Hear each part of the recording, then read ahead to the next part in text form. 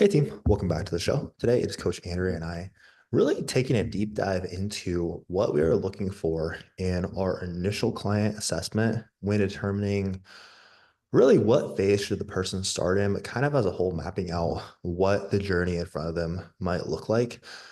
I think this is so important. I know in like mentorships we've done in the past, this is a huge part of what we focus on because really like if we get these first couple phases right, I really think this dictates as a whole a lot of how the coaching process will go. If we don't start the person in the right place, the journey can be much more difficult and getting buy-in from the client can be much more difficult. So very, very important if you're a coach or if you're just someone coaching yourself. But before we get into it, Andrea, anything new going on for you this week you want to fill us in on? I started my fat loss phase for the photo shoot, which wasn't a huge change. We dropped 20 carbs on training days and then added a fourth day of cardio. So I'm doing Okay. 4 sessions of 300 calories now with cardio. Um, but my food really is not that much different at all. So you just basically dropped 80 calories on training days. Yep. Okay. What clip were you losing at before? Uh, it was it was pretty up and down. Let me look and see there were some days where it was like a pound to 1.2, and then some weeks, or I meant some weeks, not some days. But then some weeks where I didn't really lose much at all. So on on the whole, I was down 7 pounds in the health phase over 9 or 10 weeks. Okay. From my highest weigh in to my lowest, it was 9.5, 10 pounds. Okay. How heavy were you your last photo shoot you did? I was, I think I was 141 or 142. Okay. Cool. Does she have a projection or do you have a projection as far as like how much you think you'll need to lose this time around? She hasn't said. I asked her about stage weight, and she Hmm. said right now I'd probably be looking at losing 30 pounds. Okay. Seems about right. Okay, cool. So I don't know Cool. what that translates to for photo shoot because I know I'm not going to be stage lean for that, but I imagine it's going to be at least 20, 25 maybe. Okay. So it sounds like basically you added in another 300 calorie cardio session. You dropped about 80 calories. So we increased the deficit by about 400 calories. You were already per day or what? No, No, 400 because I only calories. train 3 times per week. True. Okay. So 80 calories 3 times per week. So we increased the deficit by like 540 calories per week. Yep. Okay. Okay. I mean, a lot of times, like if someone's already losing and we just move things along a little bit quicker, it really doesn't Hmm. take much of a nudge at all. So I wouldn't be surprised if, like in this case, that does get you moving at a good clip. But cool. I'm really Yeah, and excited. I know once January comes around too, that's going to be more of a push Yeah. than right now. Um, so I maybe I should just ask what my target rate of loss is, but I haven't worried about it. I just I eat what would. I'm told to eat. Fair enough. Well, I'm excited to see how this goes regardless. It'll be cool to see it come full circle with your last photo shoot, your health phase, everything you've done between, all the time you spent building. I'm really excited to see the end result of this. Um, Anything else on your end? No. Cool. Okay, for me, really not too much to report either. Training's been going well. I know I talked about the changes in my training this last week. I'm just like Yeah. a week and a half now into my new mesocycle of training. So happy with how things are progressing there, but really nothing too crazy at this point. We're just continuing to build. Things are going well. You ready to get into it? Ready. Okay. So again, really breaking down biggest things we're looking for in the initial client intake and how we're deciding where to go, what to do from here.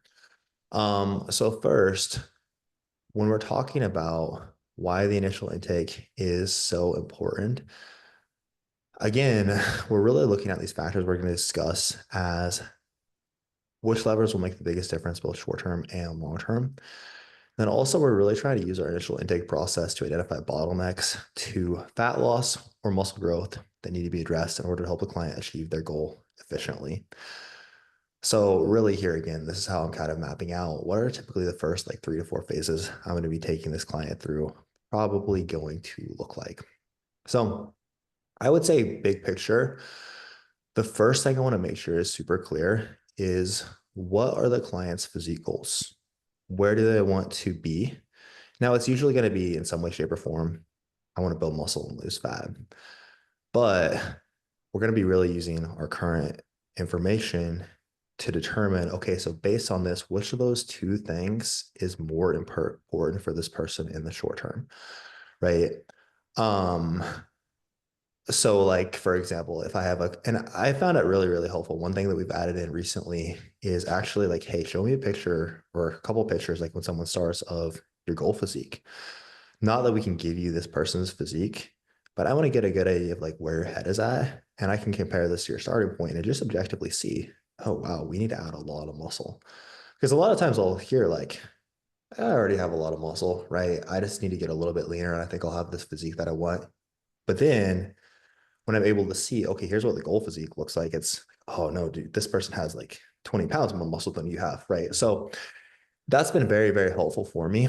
Um, but it can also kind of help us start to get a feel for, okay, initially, does this person have as much muscle as they need? And fat loss, something that might make more sense. Or does this person need to build a lot more muscle? Maybe we need to get them leaner first to build a longer runway for building. So that's very, very helpful on that front. Anything else you would say as far as kind of the initial physique goals and things you're looking at there or you're taking from that? I would also take into account what their previous dieting history is, because even if they're That was going to be my looking at next their point. pictures, oh, okay.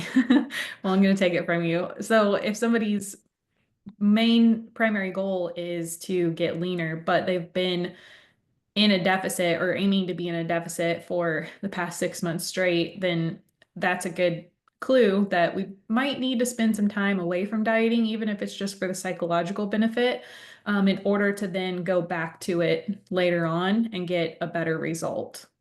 Yeah. Okay. Let's, before we get into diet history, because I wanted to make that like a whole topic, Okay. I would say to revisit the kind of what are their initial physique goals. Also, kind of shows me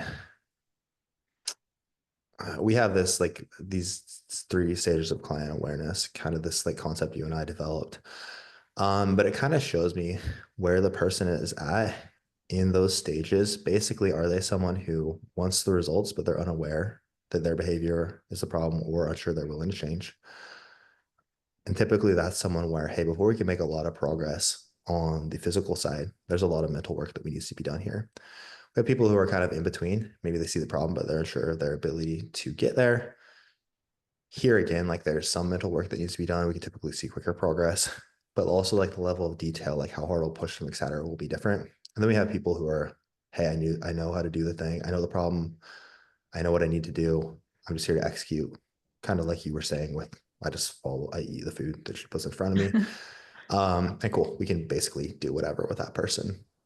But then I'm also like based on what I'm taking from their initial physique goals. Again, really my main focus here is okay, this is the goal. What's the biggest bottleneck that I need to address to get them to that goal? Like long term, does their goal, is it more muscle? Is it more fat loss? Like, are we leaning one way or the other? What's the biggest initial bottleneck I need to address to move them closer to that? So, for example, maybe they ultimately want to lose 20 pounds, but I take from this that they need a health phase first. So then to get into dieting history, you said you said like how responsive was their body, correct? Yeah, in different words. So Yeah. like what have they been doing?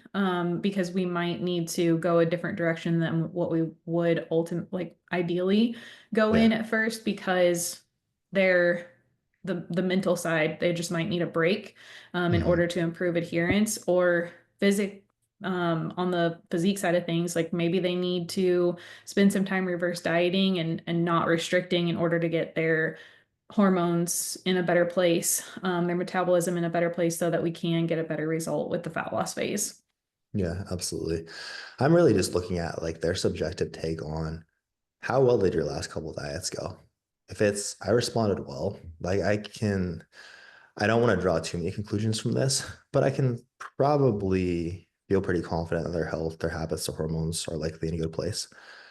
We're potentially in a good place to enter fat loss sooner, as long as It's not like I'm worried about psychological diet fatigue. We've been dieting for a long period of time. Fat loss is the thing that makes more sense short term versus focusing on building muscle tissue.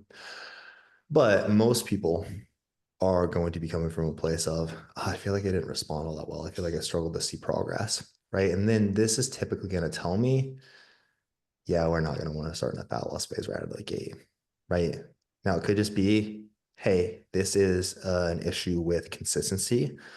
A lot of times people confuse my body didn't respond with I just wasn't consistent.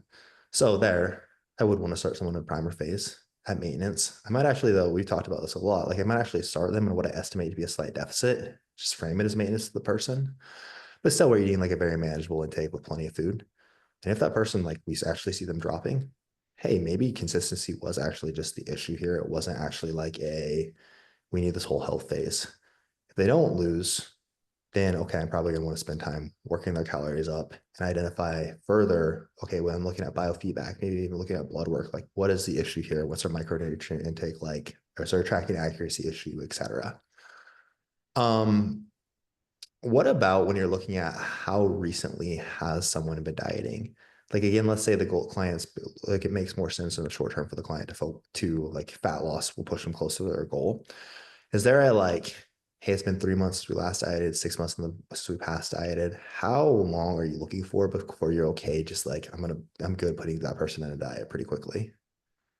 Yeah, some of this is going to depend on their biofeedback and just how they're feeling, what their current body composition is like. But as a general rule of thumb, 6 months is a pretty good time to spend away from a deficit in order to get back into another deficit.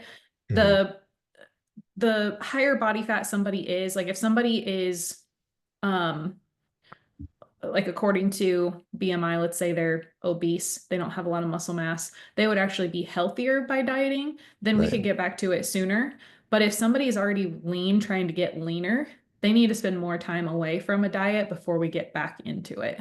Yeah, exactly. It does really vary a lot.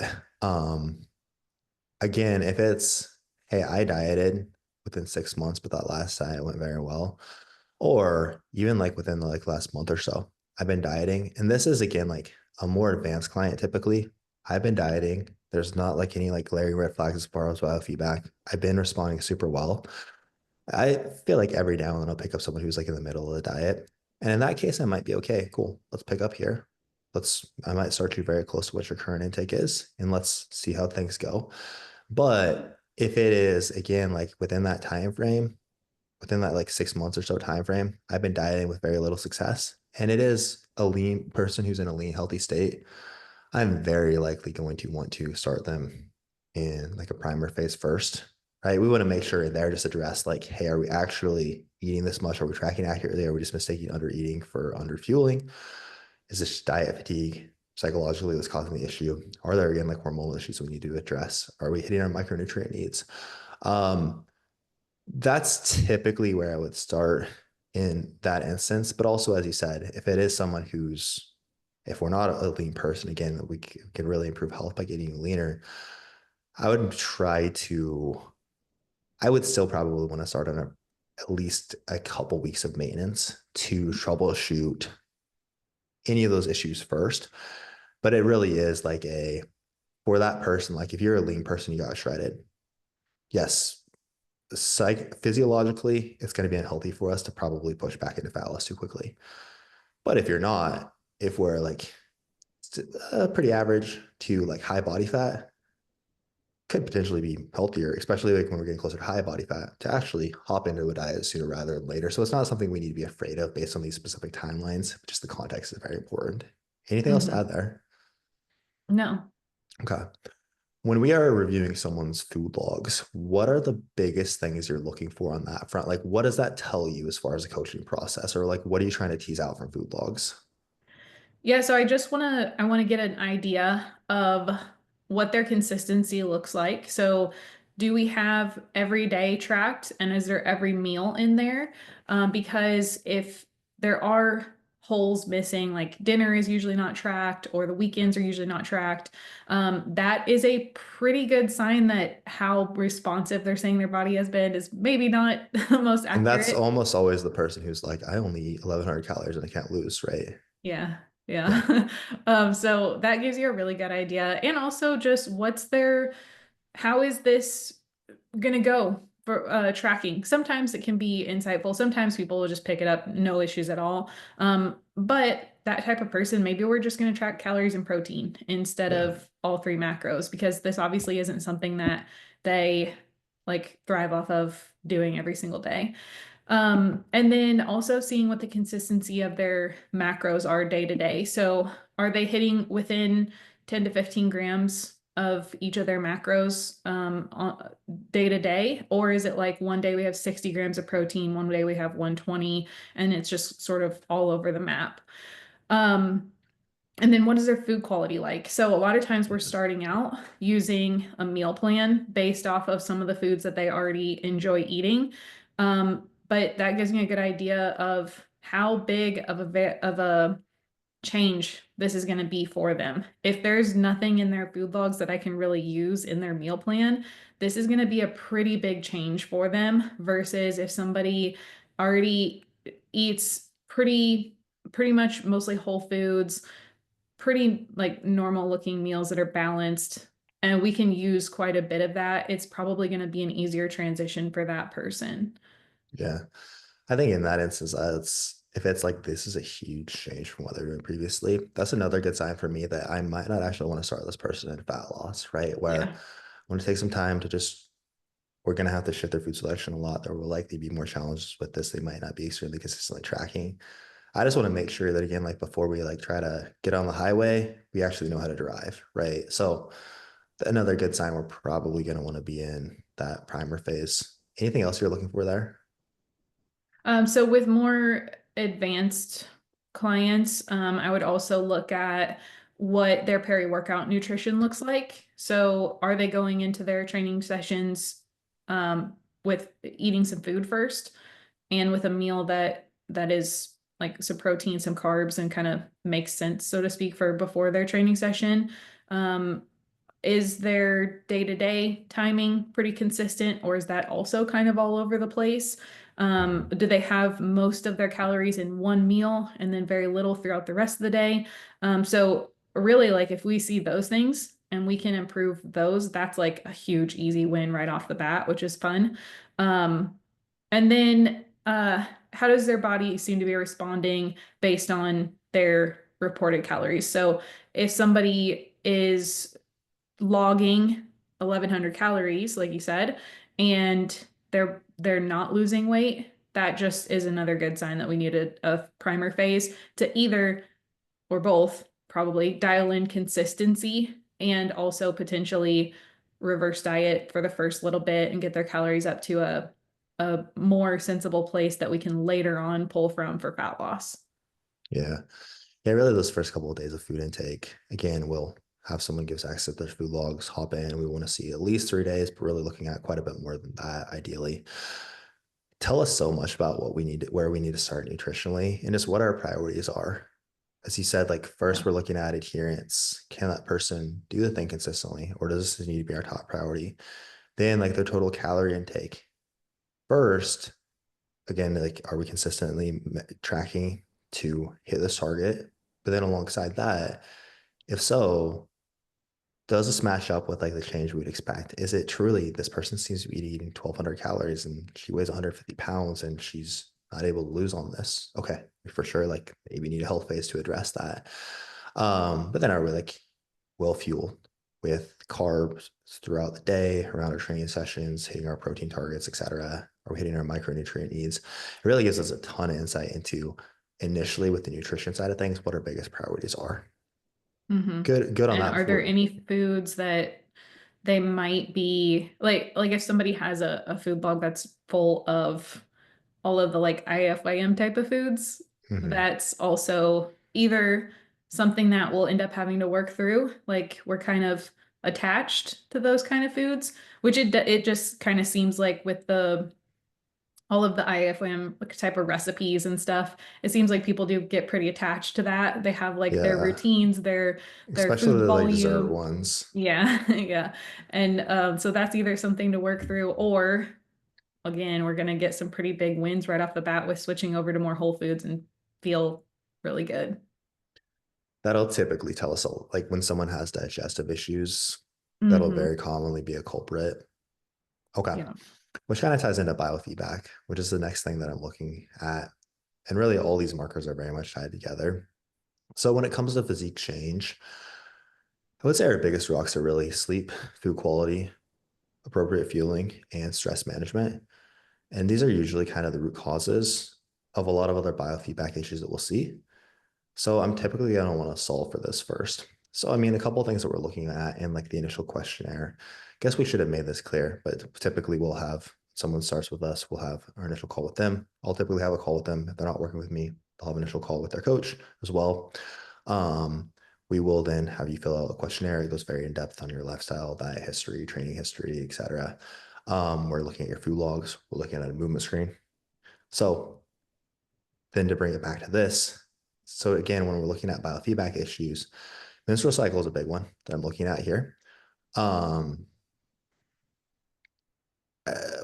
this is, I think this changed recently, but basically I'm asking in some way, we're asking in some way, shape or form, you currently have a cycle, you know, the length of your cycle, basically any PMS symptoms, regardless. Really, your menstrual cycle is kind of like your monthly health report card. For female clients, will tell us a lot about where your sex hormones are at. Now, if you have a poor sex hormone profile, you're just not going to feel your best. Quality of life isn't going to be as good, but we'll also typically struggle to see physique changes as much. Like your adequate testosterone, estrogen is a very important part of your ability to build muscle.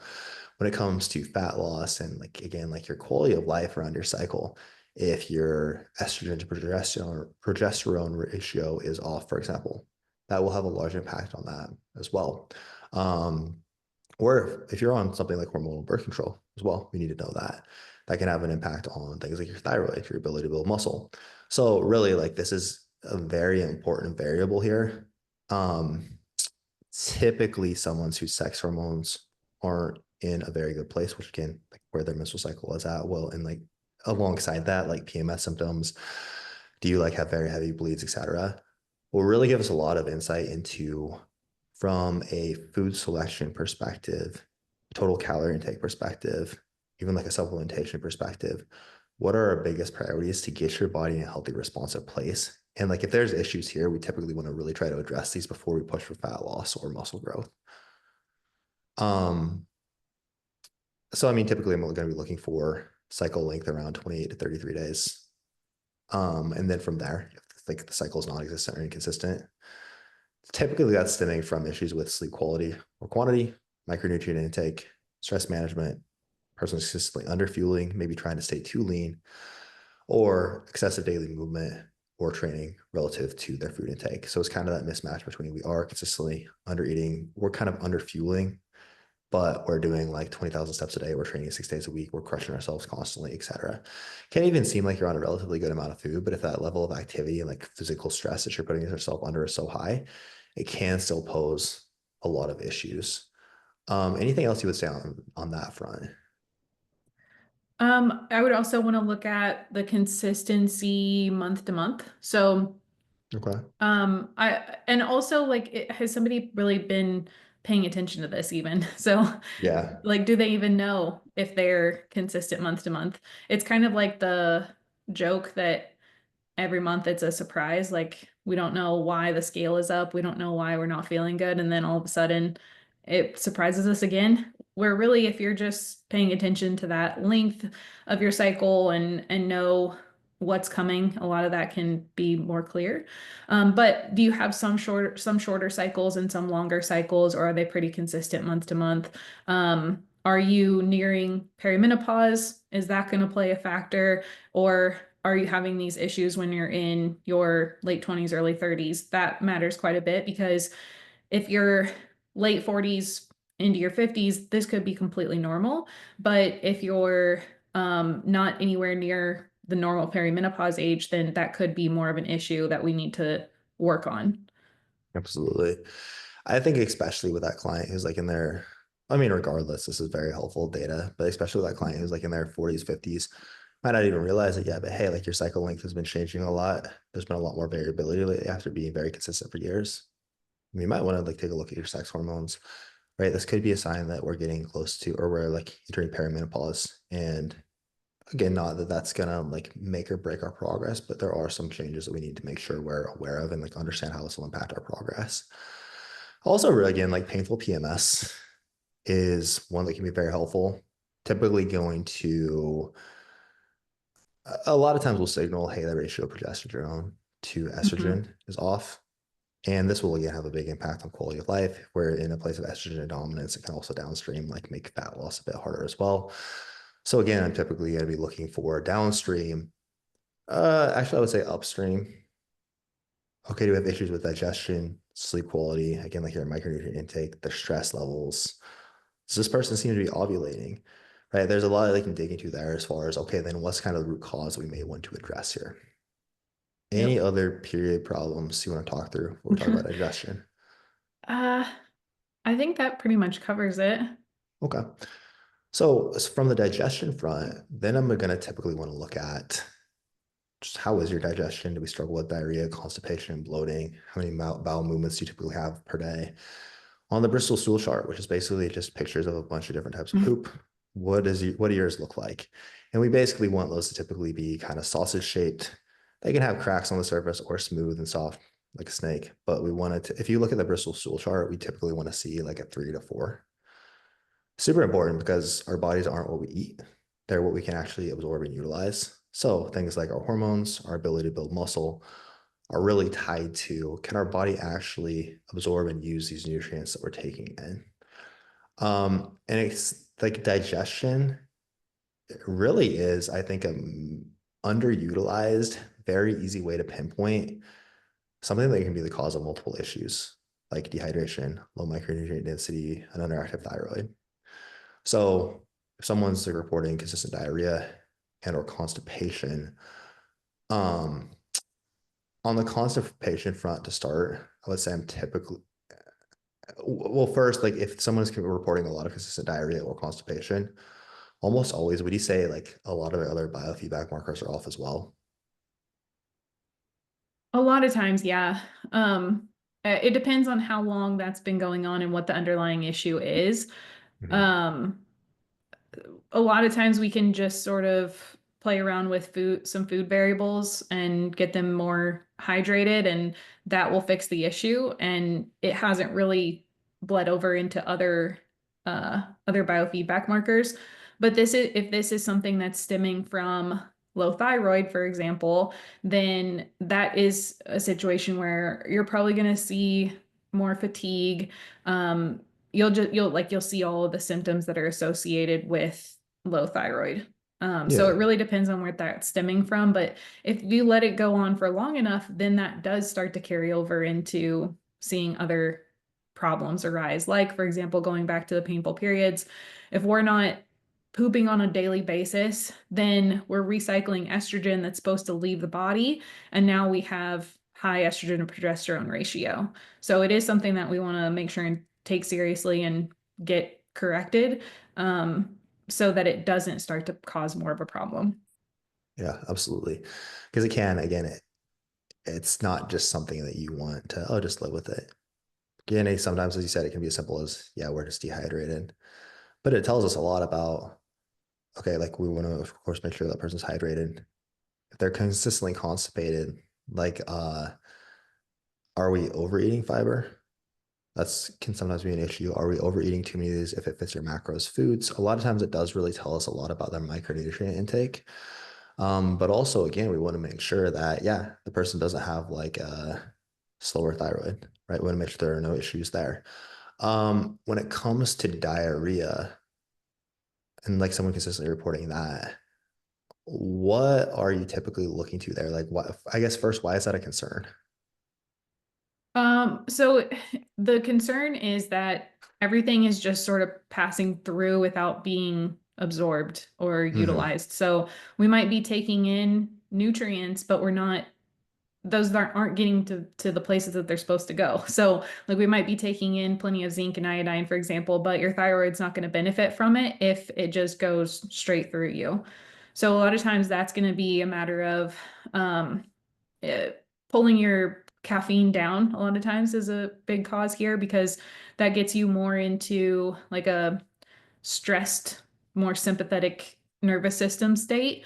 Um, Increasing your fiber. So if fiber is super low all the time, especially your soluble fiber, bumping that up can help a ton.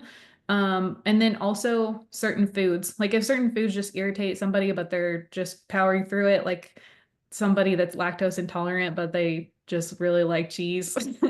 That's just seems like that's so common. Like I know I'm lactose intolerant, but it's cheese.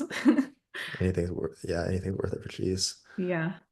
No, So just pulling out those specific foods too, that can improve things quite a bit.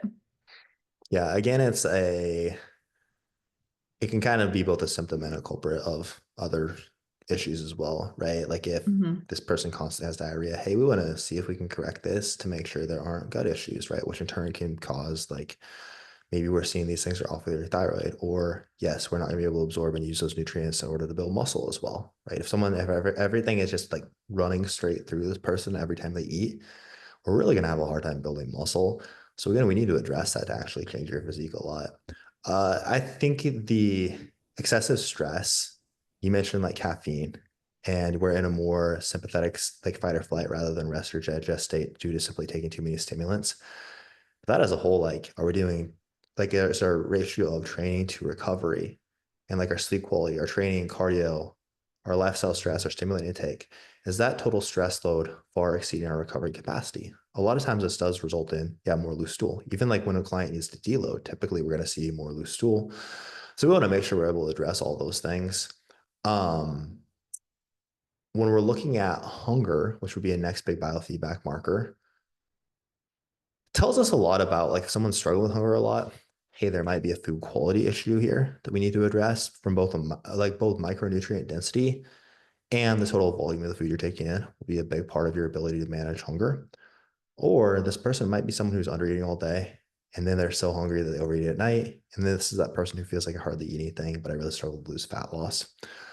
Um, if low hunger is low, if someone's on the flip side, just like not eating a lot at all, but they're reporting low hunger, this is can be inconsistent. So I don't like to just, okay, this is immediately for sure like this issue, but can again sometimes be related to thyroid if that person's really not losing, especially. But I will say normally, hey, we might just need to get this person in a more consistent routine with meal timing, food quantity. It really depends on how the person's body is responding here. If it's like, hey, we're losing well and I'm just not hungry, I'm not too terribly concerned with it personally. Are you? No, they're just lucky. Yeah. I would say like in a diet phase, I typically don't have too much hunger. But this is typically pretty easy too. Like if someone has lots of hunger and food quality is poor, okay, I'm probably going to want to fix their food quality with a primer phase before I try it for fat loss or muscle growth. They have lots of hunger, good food quality, but they're struggling with fat loss. Again, there's probably something like deeper bottleneck that I need to address in a primer phase. They have low hunger, they're responsive to fat loss, not too concerned with it. Longer, non-responsive to fat loss. Again, there's something I want to dig a little bit deeper here. Probably want to go into a primer phase first. Anything else to add on hunger before we talk energy levels? Mm, it is very genetic. Um, well, I don't know if you would call it genetic or if you would just call it sort of like, There's a huge genetic component to hunger. yeah, Yeah. genetic, habitual. Like there's so much that goes into that beyond just the internal health and your and food quality, but those are like the levers that we can pull to have a little bit more control over it. But there are definitely people where in a smaller deficit, they're going to have quite a bit more hunger than somebody somebody else who just genetically has low hunger and they can dig pretty deep and not really have too much of a problem with it. Yeah. Yes. And that's huge as well. Again, just understanding that genetic component alongside like how their body is responding. So, I mean, finally, as far as biofeedback, a few of the biggest things, these aren't all we're looking at, but to kind of simplify it, the few biggest things I'd be looking at are energy levels and sleep, which are honestly very much tied together. Most people kind of feel like they tried everything on both fronts to fix these if they're bad, but I typically find they're relatively easy to fix. So, when someone has low energy levels, I'm typically looking at first just understanding that it's normal for you to be tired in the evenings. Like, not everyone, we're not going to have an endless energy all the time. That for myself has been something hard to accept, but like we should probably be, it's very normal to be tired in the evenings after a full day. Also, are they fueling themselves well? Now, if you're in a deficit, there's a little bit of hunger, you don't have as much energy. We're literally in an energy deficit when we're dieting, so it's normal for energy to be a bit lower. But I'm also really looking for this is I oftentimes one of the biggest ones, your micronutrient intake. Are we getting enough like vitamin D, iron, all the micronutrients we need for your body to be in the healthiest position? And a lot of times it is just hey, the micronutrient quality of our diet is very poor. We need to improve that. Looking at the sleep quality and quantity, which we'll touch on in a moment. Are there again sex hormone issues, which will again oftentimes also kind of pop up with what we're seeing with someone's menstrual cycle, can often be tied to things like low testosterone. And again, we'll usually see signs here in other biofeedback. Now, if sleep is an issue, which again, like sleep and micronutrient intake, when someone has low energy levels, there's almost always like, hey, your sleep sucks and our food quality sucks. So this can downstream lead to again like sex hormone, thyroid issues, which will make them feel worse. But we need to focus on the root cause, which is we need to fix the sleep quality, we need to fix micronutrient intake, and that should address a lot of this. But I probably want to address that in a primer phase. Are you going to move into sleep or anything else you want to add there? Um, yeah, let's move into sleep because everything I have to add kind of ties in a lot. Okay, take it away. So as far as sleep, like what are we looking at there? One of the biggest things that I see with sleep is going back to the energy. Somebody has, it's just this cyclical pattern where somebody's low energy. So then they're relying on caffeine, and then that messes with their sleep more. And then they have poor sleep, so they have poor energy. And you just kind of get into this vicious cycle. So you really, to get out of that, have to be okay with just being tired for the first few days of cutting your caffeine down. And once you can do that and get back into a place where you can sleep well, then you end up in like this more positive spiral of improving your sleep so your energy improves. Um, that's like the most common thing I would say when it comes to sleep issues is just, and it's simple, but I mean, I really love coffee. I know everybody's like either their energy drink or their coffee. It's just sort of like this habitual thing, and it's hard to stop doing that, but it that improves things so much. Um, so beyond that, just having a really solid bedtime routine, like wind down routine, can make a huge difference too. So having some sort of parasympathetic activity that you're doing, whether it's just doing some deep breathing or journaling or prayer, meditation, anything that just kind of gets your system to wind down, along with just some habitual things that you do. So even like for me, I'm doing the same things every night at the same time. I'm like taking a shower, do my skincare, blah blah blah. Those things aren't necessarily like completely tied to sleep, but because I'm doing the same thing at the same time each night, it like gets your body prepped for sleep. It's uh like the Pavlov's dog thing. You You know what I'm drooling, bell saying? rings. Yeah. Yeah, Yeah. exactly. It just you know that sleep is coming. And to that same point, you don't want to do anything in your bedroom but sleep. So don't like take your laptop and work in bed or anything like that because you want to associate going to bed with going to sleep. So you don't want to start having that association with not sleeping well, which I also hear all the time the advice of if you lay there and you're not able to go to sleep to get up out of your bed and go do something else. That way you're not associating your bed with like staying there awake or having anxiety or whatever it is. I honestly don't follow that. I probably Yeah. should because there are definitely times where I would probably like it's not happening, so I should just get up and do something else, but I don't ever do that. I don't really either. I'm very stubborn about I'm going to sleep, damn it, Hmm. and sit there. But I mean, really, from a physique change perspective, sleep is a huge part. Well, the most underrated, like the people, it's so easy to want to hack to have to avoid the yeah, like your sleep is just a big part of the issue here. Hmm. I think the study on muscle loss relative to sleep was is kind of one of the best ways to explain how important this is. And I've talked about this before. But basically researchers had two groups in a calorie deficit. One group was sleeping 7 hours and 25 minutes per night. The other group was sleeping 5 hours and 14 minutes per night. Now, over the course of this deficit, I think it was only like 8 weeks.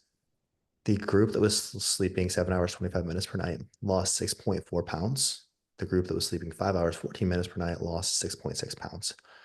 But the group who was sleeping more, 48% of that weight they lost was fat, 52% was muscle. The group that was sleeping less, 20% of that weight loss, only 20% of that weight loss was fat, 80% of that was muscle. So that's like the group who slept 2 hours and 11 minutes longer lost over 50% more body fat than the other group. Now, this wasn't in individuals who were resistance training. So understand you won't lose nearly as much muscle as like what we have, or ideally any, versus what they showed here if you were actually resistance training. But it still just shows the magnitude of like losing 20% body fat, 80% muscle from that 6.6 pounds. That's a huge, huge, huge Depressing. difference. Right. But if we're sleeping more, again, it drastically like tips those odds in our favor. But if we're losing like most of the weight we lost, if we have like three-fourths of the weight we're losing in a deficit, and of course, like your resistance training wouldn't be this great, but bear with me. Three-fourths of the weight you lose in a deficit is muscle mass. We're probably going to look worse at the end of that rather than better, which is just counter to the goal. So, from a body composition perspective, it's so important. And again, a lot of times it's one of the root causes of issues here. It's very rarely we've talked about thyroid a lot. It's very rare that it's, hey, you have this thyroid issue and that's jacking up your sleep.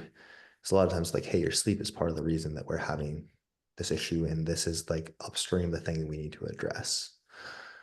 Finally, current body composition is a huge one that I'm going to be looking at. Someone's starting progress pictures tell us a lot about not only where you're at currently, but what phase we need to enter next and which lever we need to pull to change their physique the most. So I'm really going to be looking at first, how much body fat does this person have? And I really like progress pictures because again, not everyone is great at estimating like how much body fat they have, how much muscle mass they have. It's as we talked about, is almost always this person really down, like, oh damn, you're actually really jacked and really lean already. And if on our call you made it sound like you're just like very, very, very average, or I have a ton of muscle, I build muscle super easily. I'm almost worried I have too much muscle. But I'm pretty lean. I only need to lose like 5 more pounds and I think I'll be pretty ripped. And then a lot of times it'll be, okay, we're pretty far from like when we see your physique goal where we actually think we need to be. So I like to just see progress pictures. But again, looking at how much body fat do they have currently. If we're starting extremely lean, so think like less than about 13 to 15% for women, roughly, less than about 8 to 10% for men, we may actually need to gain fat back to build muscle and get that person feeling their best. Really hard for me to think of a situation where we would probably push someone into fat loss shortly, like after this, if the person's coming on board and they're already this lean. Unless it was like I don't know, like maybe they had done a photo shoot prep and they wanted to do another one. There's like I've never had an instance come up where it makes sense for this person's diet though. And you'll often Mhm. see this like this need to gain back body fat because again, our body fat levels are a huge part of our overall health, our sex hormones, our thyroid, really our biofeedback as a whole. And if someone's body fat is too low, we'll often see it reflected in their biofeedback with low energy, low libido, high hunger. They might have trouble pushing harder, training, recovering, building muscle, or they might even feel like they've been losing muscle. We'll typically see a missing or inconsistent menstrual cycle or constipation. Really here for this person, how much muscle mass they have will typically, I would say, indicate a lot about like their lifestyle quality, their hormonal health, etc. If this is someone who has a lot of muscle and is very lean, it's typically like Andrea is going to be at the end of this photo shoot prep, right? Where this is something we did intentionally. We're very dialed in, and there's not necessarily likely going to be a lot of huge issues that we need to address here. We just need to not keep you here long term. On the flip side, if it's this person doesn't have much muscle at all, it's more likely that they've chronically been living here. And in that instance, there are a lot more, it's a lot more likely we're going to probably need a health phase. And there's oftentimes a lot more psychological things we need to address, like maybe fear of gaining body fat. They oftentimes think they just need to get leaner. In reality, need to build more muscle. There's a lot of times in that instance, like more hormonal issues, missing menstrual cycle. This person is oftentimes under eating and over exercising. So almost always in this instance, we're going to want to push that person to a primer phase and focus on reversing calories up, gaining a healthy amount of body fat, and restoring biofeedback. When we're looking at anything else to add there, I don't think so. okay. When we're looking at kind of this person at around an average body fat, right? So I would say like, hey, for a female client, maybe we're between like 20 to 30% body fat. Male client, probably like 12 to 18% body fat. Think like, hey, maybe we need to lose like 10 to 25 pounds to achieve your physique goals. I would say this is going to be, most of our clients are probably on the leaner side of that. But I would Yeah. say like for a lot of coaches, this is a pretty average client. Personally, I would say this person's typically a pretty good candidate for body recomposition. Usually will have less muscle, more body fat than they might think. Would you say that's typically the person who's like that perception of how much muscle versus body fat they have is quite skewed? Yeah, for sure. Okay. Because it's kind of like that person who thinks that they're quad dominant, but that's just really how most women store their body fat. It That's, because there's some muscle underneath, it looks like mhm. it's more muscle bulk than it actually is. That's a really good, I've never thought about that like that, but that is a really good insight. Yeah. Um, but yeah, that's a lot of times that can be, especially on like lower body. Yes, quads especially. That's a really good take actually. You're always full of good takes Don't be though. so So surprised. I know I didn't mean to. I didn't mean that I was surprised when I said actually. This will also typically be someone who's kind of mistaking under eating for under fueling, right? They'll typically feel like they've been dieting for a long time, but it's more so that person where, hey, maybe you do under eat like 4 or 5 days out of the week, and then we have like these big calorie splurges that put us out of the net deficit. A lot more common to be that type of person who might feel like nothing has worked for them as well. In general, I would say this individual, we typically need more things like how do we manage social events, our relationship with food and alcohol, the basics of tracking, hard training, etc. Typically for this person, I'm a lot more likely to want to start that person in a primer phase. It's again, a lot of times the amount of muscle mass this person has actually kind of dictates whether like we're a good candidate for fat loss sooner rather than later, or we need a primer phase. Person doesn't have a lot of muscle mass. I'm a lot more likely to start around maintenance. Hey, let's just get your habits nailed down. There's probably some biofeedback issues that we need to address. Let's address those here. Let's get you training hard. We probably will still see some body recomposition. You'll lose some, you'll tighten up, you'll build some muscle. The person already has a lot of muscle, then it's a lot of times just, hey, our lifestyle is in a relatively good place, probably not a lot of biofeedback issues that we need to address. And we really just need to maybe we've been in a building phase and we need to push body fat down a little bit lower. But there's typically a lot else we need to address there. And maybe that person is a better candidate for fat loss sooner. Anything else you would add there? Uh, I don't think so. I think that that covers it pretty well. Cool. Okay. Now when we're looking at someone who's maybe they are like they fall into, hey, we have much higher body fat. Let's say we're at like 30, 40% body fat for a female client where, hey, we probably to get back to healthy, we need to lose a good amount of body fat, or like a male client who's like 20, 25, 30% body fat. This person, I would say, is typically very aware of the problem and very ready to change. Typically, like getting buy-in from this person is very easy. Um, I think here a lot of times I'm more cautious where on paper, I think this is like, hey, this person should be able to lose fat the quickest and the easiest. And I think one mistake I've made in the past with clients, especially like when I was starting coaching and I had a lot more clients in this case, was okay, cool. On paper, you should be able to lose very easily. We're going to hop into fat loss right out of the gate. And oftentimes that doesn't go very well because in this instance, just speaking generally, a lot of times there's a lot more from a psychological perspective, from a habits perspective, even like a, hey, you really struggle with prioritizing yourself. You always put yourself last. So like your own meal prep, your own training gets pushed to the back burner and then it doesn't happen. A lot of times we're much better off actually starting in what we're framed as a primer phase. Now, maybe this person is actually eating 3,500 calories on average per day. We're only eating 2,500 calories here. We can still tighten up. We can still improve health, but we're not framing this as the goal as fat loss. It's habits. It's getting to feeling good. It's just getting consistent with the thing first. I will say, like, typically, I find we're almost always better off starting with a primer phase there. And maybe we are like on the lower end of maintenance. Maybe this person is actually, again, just by improving food quality, we can still have them eating a good amount of food and really tightening up and losing.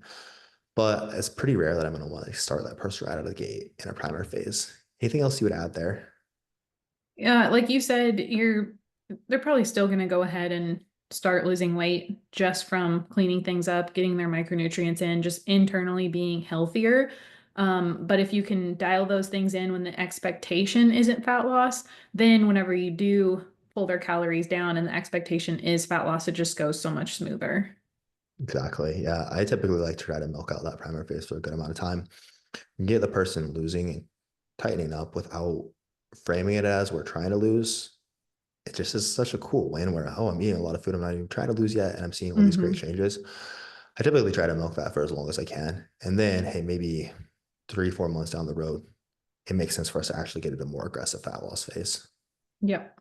Cool. All right. So, really, a few of the biggest things that we're looking at in that initial client assessment when determining the path from there. Hopefully, this was helpful. If you enjoy the show, do us a huge favor. Leave us a 5-star rating and review. If you'd like to apply for coaching with our team, click the link in the show notes, and we will catch you guys next time.